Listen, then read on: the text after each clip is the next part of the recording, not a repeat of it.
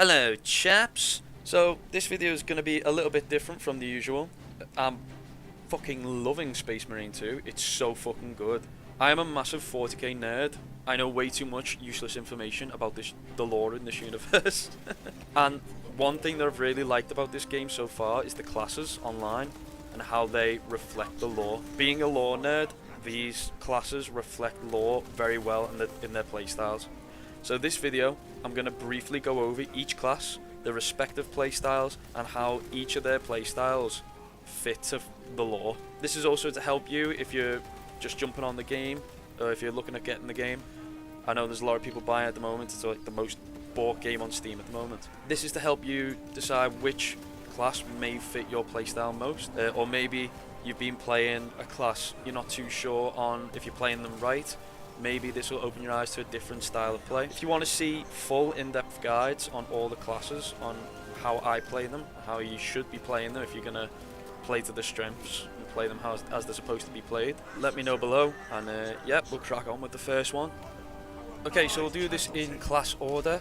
So first of all, Tactical Marine. This is the Jack of all trades class. His strength is his versatility. Likewise, his weakness is his versatility. You can do lots of things well, but you can't do anything really well. You have 3 points of armor and you have the widest array of weapons to choose from to bring into the game. This means you've always got the right weapon for the right circumstance. I suggest playing this class as a second line infantryman. You're at the front, but you aren't the front, if that makes sense. Let the tankier teammates be the front line. Let the faster teammates flank. Let the teammates with the precision or the suppressive firepower put rounds down range. You're there to assist all their flaws and fill gaps. Essentially, that's what this class is. It's tactical. If you play this class as the lore intends you to play this class, you'll do really well with it. Okay, next class, Assault, the Mobile Shock Infantry. Your strengths are your speed and your ability to move around the battlefield. Your weaknesses are your lack of armor and your vulnerability to ranged attacks. You have 2 points of armor. You can bring either a chainsword, a thunderhammer, or a power fist, as well as a sidearm to the fight. So you are a melee class, which means you need to close distance with the enemy to get kills. So this class is intended to drop into the enemy lines and you just wreak havoc in combat. That's what it does in the lore, and to be honest, it works well in the game too. I found this one of the harder classes to play. I found generally melee classes are harder to play than ranged classes. This was one of the harder classes to play. But you know when you see a good assault player because it's scary. They are scary people to come up against. I've seen some guys dropping with a thunderhammer 1v3 and you just kill everyone and then leave. It's scary. It's good when they're on your side, it's not when they're on the other side. I suggest playing this class exactly as the lore intends. Wait for an opening, drop in, either on an enemy gun line or into the enemy front line. Kill as many enemies as you can and don't stop until either you or they are dead. Now, the lack of armor does mean he is vulnerable to any amount of accurate firepower, so make sure if you are going to go in, you've got at least some friendlies with some additional firepower and some additional support to back you up. Or, if you're a bit more like me, you prefer a bit more of a hit and run play style, drop in, get a kill, jump out again, wait for another opening, get me armor back, go back in again. That classic strike, retreat, strike again. Works really well for me, it's a lot of fun too. Next up we got the Vanguard. This is your light infantry class. His strengths are his mobility and his versatility in terms of his actual damage output at both close ranged engagements and also in melee. His weakness is his lack of armor, and as you will see in these clips, he does die quickly. He has 2 points of armor, and that's because he's wearing the Phobos armor, which means fear, which is why his standard helmet is the skull helmet. The class is really scary when you use it correctly though, and that is, I found, 2 playstyles. Firstly as a flanker, or as a hit and run class. When I first played the class, I was playing it like a tactical marine. It was really hard. I thought it was really difficult. Because you have that 1 less armor, it really makes the difference. And you just die so quickly, you have less time to react to stuff. It can be really hard if you try and play as some sort of frontline character. But when I started actually using the grapple ability more to get me to locations, as opposed to just grappling onto a player, jumping in, then you use that flank to pick off a few enemies, get some damage out really quickly before you either run away or you overcommit and just go it full on for it. The other way of playing this is the hit and run style, where you sort of chip away at the enemy just over time, just shoot at them, change location, shoot at them again, change location, shoot at them again. You know, really playing quite cagey, but never letting the enemy be able to actually counter you in any sort of meaningful way. The Vanguard class is definitely a counter to the next class, which is the Bulwark, because the Bulwark shield is basically impenetrable to range damage. The grapple stuns him and stops him from using it. So if you see a Bulwark on the enemy's front line just holding the shield up, and you just want to Hail Mary it, get rid of him, grapple him, and just make sure your teammates are ready to gun him down, because he's going to have a full like 2 or 3 seconds where he's stunned and he can't do anything about it. And probably the counter to the Vanguard class is actually Heavy class, the last class in this video, because they can put so many rounds down range, they just melt your health away before you've even had a chance to do anything. So unless you're going to hit them from the flank or from the rear, I wouldn't attempt to go one-to-one with a heavy class. They will win that fight. I think after playing all the different classes for a little while, probably up there is one of my favourite classes. I think it's my favourite ranged class to play.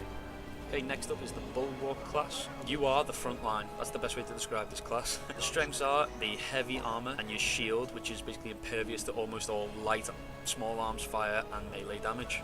In terms of weaknesses, his main mode of combat is melee, but he has no tricks to get into melee quickly like the Assault class, and he lacks range output to make up for it like the Vanguard class has. He has 4 points of armor, and again, that shield, so really tanky. I like to think of this class as more of a support class. His ability to regen armor is seriously, it's OP. If you drop that on an objective, and you've got teammates around it, it's very hard to shift them, especially with ranged attacks. For those of you who don't know, ranged attacks have to go through your armor before they can hit your health. Melee attacks ignore your armor, they just go straight for your health. Another way I like to use it is to drop it just behind your front line and then let your teammates, where they peek out to shoot, and then they'll get hit, they'll fall back, they go over to your banner, heal up their armor, and then they're back in the fight again. It just allows your team to sustain a bit more. When you get into those engagements across like a corridor or across a courtyard where both teams are just sort of duking it out, it really comes down to the bulwarks on each side to make sure that their team is the one that has the players in the fight the longest. It's just quite fitting really that when you play the Chaos class, the Chaos side, you play in the Death Guard. The Death Guard in lore are the attrition warfare, chemical warfare guys. So makes sense. My favourite way to play this class is as support for the gun line. Basically protect the boys who are putting rounds down range from either enemy rounds coming back at, or any cheeky assault players or Vanguard players trying to pull off some flanks, get into your lines. Thing is though, you do need to be careful, as I said in the previous section, about Vanguard players. If you're in the front line, you're just taking shots and you're tanking rounds for your team, and then all of a sudden a Vanguard player grapples you and he's far, let's say he's at max range, it's going to take like 2 seconds before he gets to you, then it's another second for him to kick you and stun you, and if the bullets are flying towards you, you're going to eat them all and you're going to be dead before he even kicks you. This class is really in line with the lore, as I said already about the Death Guard. I've seen a lot of people playing this class as Imperial Fists as well, again very in line with the lore, those guys being the walls of the Imperium. It's a really fun class, and it's definitely more forgiving for new players because you've got basically double the armor of an Assault player or a Vanguard player. If you do make a mistake, you've got double the amount of time to correct that mistake and react. But when you see this class in the hands of a good player, they can easily 1v3, easily. Another thing about this class is it's really good in a 1v1, as the enemy can't really do anything about you. It's definitely up there for me with the Vanguard class as one of my favourites. By far, it's easily the most aesthetic. Not on the Chaos side, just the Space Marine side.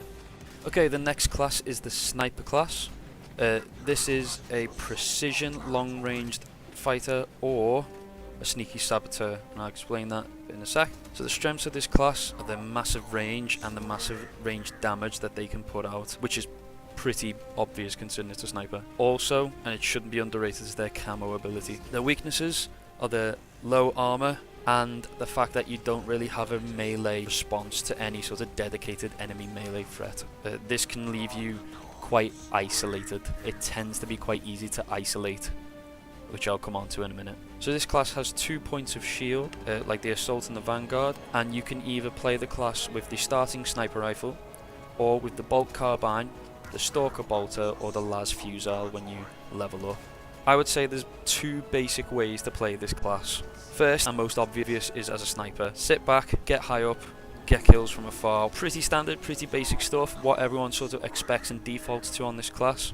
It isn't hard for an assault player or a Vanguard player to push your position and rush you, and your melee isn't going to beat their melee, especially an assault player with a Thunderhammer, for example.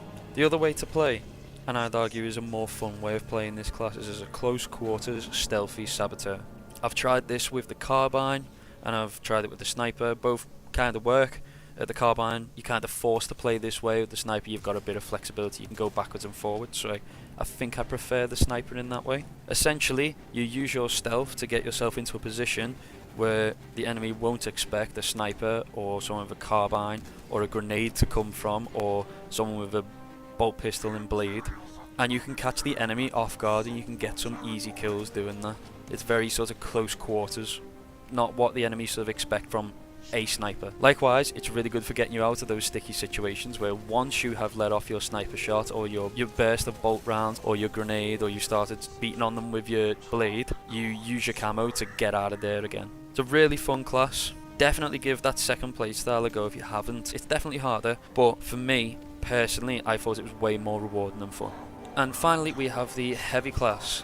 This class is victory through overwhelming firepower, that's how I would describe it. Its strengths are that it has massive range damage output, and it can tank ranged attacks almost as good as the Bulwark class can. Its weaknesses though are it has little to no melee. So if you get caught out, if you get caught in melee, 9 out of 10 times, you're gonna die. You get 4 points of armor, and you can equip the starting heavy bolter, or as you level up you'll unlock the multi-melter and the plasma incinerator. Your job is to put damage down range, if that's through lots of shots with your heavy bolter or with high damage weapons like the multi-melter or the plasma. There's not really much to say about this class. I found it really easy to rack up kills. I think new players will find this one quite easy to access, and I think it'll be quite popular amongst new players. Just as some general tips, I think you should stick with the team in almost every engagement. You should be behind the front line. I found that was the best place to be, and you can cover your whole team either by suppressing threats like enemy bulwarks trying to push you. You keep putting shots on them, they can't drop their shield. Or you can gun assault players out of the sky as they are up there charging up their attack, or even after they've landed and they're attacking one of your friends, you can gun them down pretty quickly. As I said before, you are a direct counter to Vanguards, but do be aware of assault players and bulwarks actually, because assault players will drop on you, and once they drop on you, if they land it, you're stunned for a second or so, and they can kill you in that second. Bulwarks will just walk at you. That's why you need to be careful with them. Doesn't matter how many shots you put on them, they'll just walk at you. Until you get the multi-melter or the plasma, your heavy bolter's not going to do much to them. Another thing to note with the heavy bolter is that the longer you fire, the faster your fire rate will go, but the less accurate you will become. The shield ability that they have, it's okay. It doesn't last very long. It makes you impervious to ranged attacks in a 180-degree cone in front of you. And when you turn, it turns with you. It can be quite slow to turn when you zoomed in though, so just be aware of that. I would zoom out, turn, and then zoom in again. It's okay. It doesn't last very long though, so don't rely on it. It's a pretty self-explanatory class. If you like big, heavy armor and you like putting the hurt on the bad guys from a distance, maybe your favorite Heretic Legion is the Iron Warriors, or your favourite Legion of the Loyalists is the Imperial Fist or the Iron Hands from the lore, this definitely is the kind of class that they would be playing. If you like that style of play, if you've ever been the machine gunner, if you ever played support machine gunner in Battlefield, you'll like this class. This class is going to be for you. Okay, and with that, that's the last class. Hope you found this helpful. This is a very brief guide on each class to give you an idea more of the play style, to find out which one you might want to play. If you would like to see a more in-depth guide on each class, tactics I use, loadouts that I like, things like that, let me know in the comments down below. If you did like this video, like. If you want to see more, give us a little subscribe, 100% optional, 100% appreciated. I'll see you in the next one. Later.